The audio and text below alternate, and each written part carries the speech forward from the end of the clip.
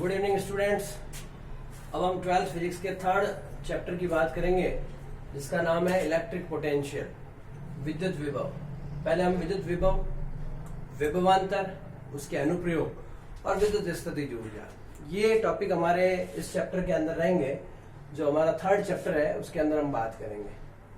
आपको इससे पहले एक बेसिक जानकारी होनी चाहिए कि विद्युत क्षेत्र क्या होता है। विद्युत क्षेत्र आवेश के चारों ओर का क्षेत्र। जैसे पृथ्वी के चारों ओर का क्षेत्र आपको पता है, पृथ्वी के चारों ओर का क्षेत्र गुरुत्वीय क्षेत्र कहलाता है। उसी प्रकार आवेश के चारों ओर का क्षेत्र जो होता है वो विद्युत क्षेत्र कहलाता है। ध्यान रखें, आवेश के चारों ओर का क्षेत्र, उसकी परास जो होती है वो अनंत तक होती है। विशेष रूप से बात है, उसकी परास अनंत तक होती है। अब हम क्या करेंगे कि एक परीक्षण आवेश को, परीक्षण आवेश वो होता है जिसका परिमाण अति अल्प हो और जो शून्य की ओर अग्रसर हो, है ना। उस पर धनात्मक परीक्षण आवेश को अनंत से हम विद्युत क्षेत्र के अंदर लाएंगे और उसके लिए हमें कुछ कार्य करना होगा और वो जो कार्य है वो बताएगा कि आप उसके अंदर कितना पोटेंशियल है, उस बिंदु पर उस क्षेत्र का कितना विभव है। उस क्षेत्र का हम विभव देखने वाले हैं, उस क्षेत्र के अंतर्गत विभव देखने वाले हैं। तो विद्युत विभव की परिभाषा यहाँ कार्य के पदों में ही गिनी जाएगी, उसको हम V लिखते हैं। और आपको ये समझना है कि इसकी परिभाषा के अंदर क्या है। मूल रूप से इसकी परिभाषा जो है बड़ी इंटरेस्टिंग है। एकांक धनात्मक परीक्षण आवेश को, एकांक और धनात्मक परिपाटी के अनुसार धनात्मक लेते हैं परीक्षण आवेश।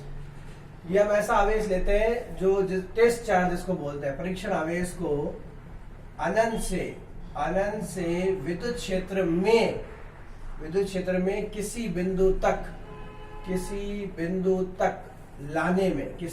तक लाने में आपको क्या करना पड़ेगा, कार्य करना पड़ेगा। लाने में किया गया कार्य, ध्यान रखिएगा, कार्य जो होता है वो बल के प्रभाव में संपन्न होता है। तो ये जो कार्य होगा वो बाह्य बल के प्रभाव में, कोई भी काम करने के लिए बल चाहिए, तो किया गया कार्य।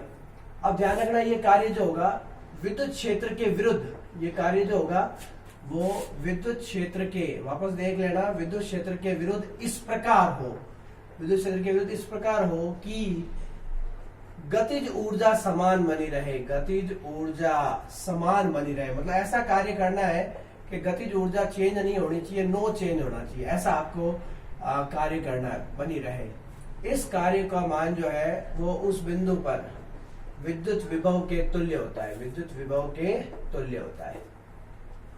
बहुत इंटरेस्टिंग बात है, आपको ध्यान रखनी है। विद्युत विभव जो है वो आवेश को, परीक्षण आवेश को विद्युत क्षेत्र में लाने में किया गया कार्य है। इसको थोड़ा सा समझने के लिए मैं चित्र बना रहा हूं। देखो, मैंने एक प्लस लिया, आवेश है, यहां से अब मैं क्षेत्र बनाऊंगा। ये चारों तरफ मैंने बल रेखाएं बना दी है, ये बल रेखाएं बन गई, ये बन गई। ये विद्युत क्षेत्र को निरूपित कर रही है, भाई यहाँ पे विद्युत क्षेत्र मौजूद है। ये विद्युत क्षेत्र, बताओ ये कहाँ तक होती है, तो आप क्या हो गए, मन में सोच रहे हैं कि भाई अनंत तक होती है। अब हम ये परीक्षण आवेश Q0 है जिसको हम धनात्मक परीक्षण आवेश बोलेंगे, इसको हमने इंग्लिश में लिख दिया टेस्ट। टेस्ट का मतलब परीक्षण। ये इसकी कौन सी अवस्था हो गई बताइए, प्रारंभिक अवस्था। यहां से हम अनंत से उसको किसी एक बिंदु पर ला रहे हैं, मान लो A बिंदु पर ला रहे हैं। ये क्षेत्र के अंदर किसी बिंदु पर लाएंगे तो ये इसकी कौन सी अवस्था हो जाएगी, अंतिम स्थिति अवस्था हो जाएगी। तो इसके लिए हमें क्या करना पड़ेगा, तो आप कहोगे कि भाई यहाँ पे आपको क्या करना पड़ा, बताओ, अनंत से A तक लाने में क्या करना पड़ा, कार्य करना पड़ा। ये कार्य विद्युत क्षेत्र के अंदर लाने में विद्युत क्षेत्र के विरुद्ध किया जाता है। लाते विद्युत क्षेत्र में लेकिन उसके विरुद्ध करते हैं। ये कार्य करना पड़ा टेस्ट चार्ज को लाने में। टेस्ट चार्ज अब यहाँ आ चुका है, तो ये कार्य जो है वो विद्युत विभव के तुल्य होगा। ये परिभाषा। आप इसको सूत्र के रूप में जब आप लिखना चाहोगे तो आप कैसे लिखोगे, आपको ऐसे लिखना है, विभव बराबर, या विद्युत विभव भी कह सकते हो पूरा नाम। ये हो गया आपके कार्य, नीचे आपके कौन सा आवेश हो गया, बोलो, परीक्षण आवेश। मन में आप सोचते रहे। ये कार्य जो होता है वो बाह्य बल के अधीन होता है। किसके अधीन, बाह्य बल के अधीन। और बाह्य बल के अधीन अनंत से कहां तक लाने में होगा, A बिंदु तक लाने में, क्षेत्र के अंदर। V बराबर, फॉर्मूला बड़ा इजी हो जाएगा, W अनंत से लेके क्षेत्र के अनुसार A लाए किसको, आप परीक्षण आवेश को, टेस्ट चार्ज को लेके आए। ये आपका सूत्र हो गया। इसको मैंने समीकरण नंबर क्या दे दिया, 1। परिभाषा समझ में आ गई। या लाने में किया गया कार्य, उसका सूत्र हो गया परिभाषा। उसके बाद में हमने बात कर ली सूत्र की, और सूत्र के बाद हम बात करेंगे इसके मात्रक की बात करेंगे। मात्रक क्या है, इसकी यूनिट क्या है, इसके यूनिट की हम बात करते हैं ना, क्या यूनिट है। तो v की SI यूनिट जो है, इसका SI मात्रक जो है, आपको ध्यान होगा कि SI system of international system, the international, इसका SI मात्रक क्या होता है बताइए? वोल्टेज होता है, जिसको हम V से लिखते हैं। देखो V बराबर है W अपॉन Q नॉट, तो यहां से अपन लिख सकते हैं 1 V बराबर 1 जूल, और नीचे क्या हो जाएगा? 1 कूलाम। तो ये इसका एक साधारण सा और फॉर्मूला बन गया, 1 वोल्ट किसके बराबर होता है? तो इसका SI मात्रक जो है वोल्ट होता है। मात्रक के बाद हम इसकी आराम से क्या निकाल सकते हैं बताइए? विमा निकाल सकते हैं। देखिएगा विमा कैसे निकालते हैं। V बराबर मैंने लिखा है W अपॉन Q नॉट, बार बार बोलने की जरूरत नहीं है। कार्य की विमा M1 L2 T माइनस 2, आवेश की विमा T1 A1, है ना। आवेश की विमा हम सूत्र से निकाल सकते हैं कि जैसे यहाँ पे लिख रहा हूं मैं आप लोगों के लिए नोट कि भाई I बराबर होता है Q अपॉन T। तो बताओ Q बराबर हो गया IT, तो I की विमा ये हो गई A1 और टाइम की हो गई T1। A मतलब एम्पियर, I की A1 और T की T1। तो इसको आप सॉल्व करोगे तो आपकी जो V की जो विमीय सूत्र आएगा M1 L2 T minus 3 A minus 1। ये आपका इसका विमीय सूत्र हो गया किसका? विभव का, विद्युत विभव, कार्य लाने में किया गया कार्य। अब हम इसी के आगे चर्चा करेंगे। ये अदिश है या सदिश है? अदिश ऑब्लिक, इसकी अंदर ही बात करेंगे सदिश। ये कैसी भौतिक राशि है? V बराबर, सूत्र अगर याद हो तो सब चीज समझ में आ जाती है, W बटा Q। बताइए W क्या है? तो आप कहेंगे सर ये कार्य है। कार्य कैसी राशि है? अदिश राशि है, दिशा पर निर्भर नहीं करती। ये नीचे क्या लिखा है मैंने? आवेश। आवेश भी कैसी राशि है? अदिश राशि। तो इसका जो अनुपात है ये भी कैसी राशि हो गई बताइए? अदिश। अदिश कहने का मतलब जिसमें दिशा नहीं हो, तो हम यहाँ लिख देंगे इसकी कोई दिशा नहीं होती, नो दिशा।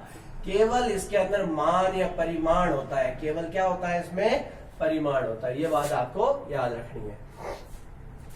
अब हम बात करेंगे प्रकार की कि विभव कितने प्रकार का होता है।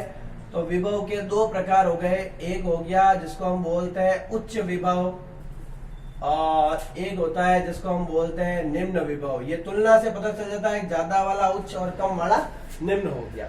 इसी रूप में आप इसी को नाम दे सकते हो, कॉमा लगा के। विभव के 2 प्रकार हो जाएंगे, धन विभव, और एक जो हो जाएगा वो कौन सा विभव हो जाएगा? ऋण विभव। विभव मतलब पोटेंशियल, लाने में कितना कार्य करना पड़ा, है ना, उसका जो परिमाण होगा वो विभव के बराबर होगा। तो ये विभव की बात हो गई।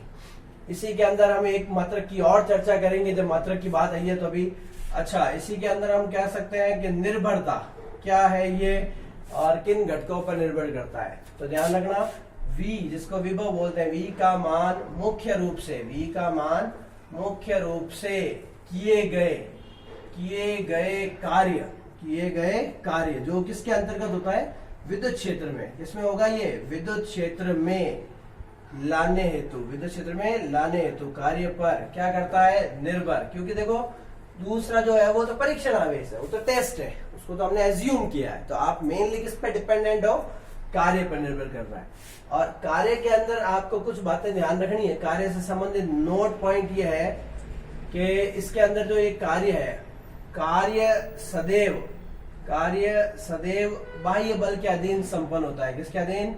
बाह्य बल के अधीन संपन्न होगा। कार्य सदैव बाह्य बल के अधीन क्या होगा? संपन्न। दूसरा, ये कार्य जो है विद्युत क्षेत्र के अंतर्गत लाने में किया जाएगा। विद्युत क्षेत्र में लाने हेतु किया जाएगा। मतलब आप दूसरे क्षेत्र में लाओगे या विद्युत क्षेत्र नहीं है तो वहां पे गिनेगा नहीं। विद्युत क्षेत्र है तो ये गिना जाएगा, वरना नहीं गिना जाएगा। और ध्यान रखना, विद्युत क्षेत्र जो है संरक्षित प्रकृति, कौन सी प्रकृति का होता है? संरक्षित प्रकृति, कंजर्वेटिव नेचर का।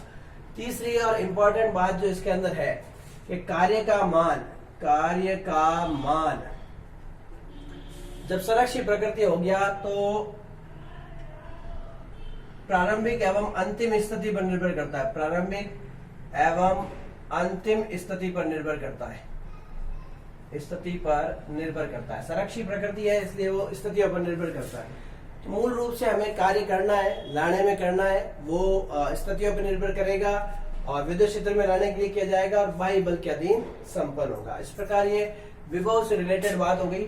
हम एक बात कर रहे थे, चर्चा कर रहे थे कि इलेक्ट्रॉन वोल्ट, है ना, आपने एक मात्रक सुना होगा कि इलेक्ट्रॉन वोल्ट। तो मैं आपको यहाँ पे एक नोट पॉइंट डाल देता हूँ, इसी फॉर्मूले से ही उसका जुड़ा हो जाएगा कि इलेक्ट्रॉन वोल्ट क्या है ना, ये किसका मात्रक है।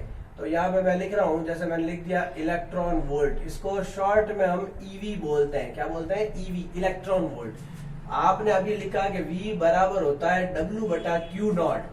तो यहां से अगर आप W निकालोगे तो W equal to work equal to, तो ये हो जाएगा आपके Q नॉट इंटू क्या हो गया बताइए, V हो गया।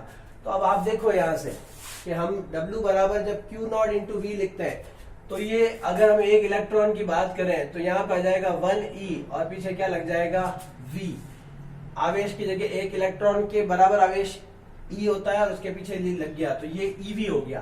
तो एक EV का अर्थ ये हो गया है ना कि एक इलेक्ट्रॉन के ऊपर आपने 1 वोल्ट अप्लाई किया, इलेक्ट्रॉन के ऊपर 1 वोल्ट अप्लाई किया, तो ये 1 इलेक्ट्रॉन वोल्ट हो गया। अगर आपको 1 इलेक्ट्रॉन वोल्ट को समझना है तो ये तो चार्ज की परिमाण है, तो आप इसको ऐसे लिख सकते हो, एक EV की जगह 1.6 इंटू 10 की पावर -19, इस E की जगह आ जाएगा ये, और इसका मात्रक होता है कूलाम, और कूलाम इंटू वोल्ट, और कूलाम इंटू वोल्ट अगर आप देखोगे कूलाम इंटू वोल्ट तो आपके किसके बराबर होगा, 1E बराबर 1.6 इंटू 10 की पावर -19 और पीछे क्या लग जाएगा, जूल लग जाएगा।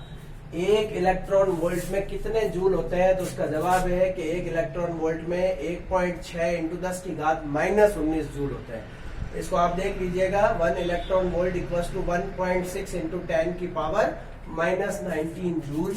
ये एक्चुअली ऊर्जा का मात्रक है, या यूं कह सकते हैं विद्युतीय ऊर्जा का मात्रक है, विद्युतीय ऊर्जा उसका मात्रक हो गया। तो अभी हमने ये बात की है, जो विद्युत विभव के संबंध में बात की है कि विद्युत विभव क्या होता है। अब हम बात करेंगे विभवांतर क्या होता है। जब विभव समझ में आ जाएगा तो आपको विभवांतर भी आराम से आसानी से समझ में आ जाएगा। अब हम विभवांतर की बात करेंगे। ये परिभाषा थी, ये चित्र बना हुआ था, हमने इसके बारे में बात की, परिभाषा आपने देख ली, समझ ली होगी। अब हम बात करेंगे विभवांतर की। ये विभवांतर क्या है, जिसको पोटेंशियल डिफरेंस बोलते हैं, विभवांतर।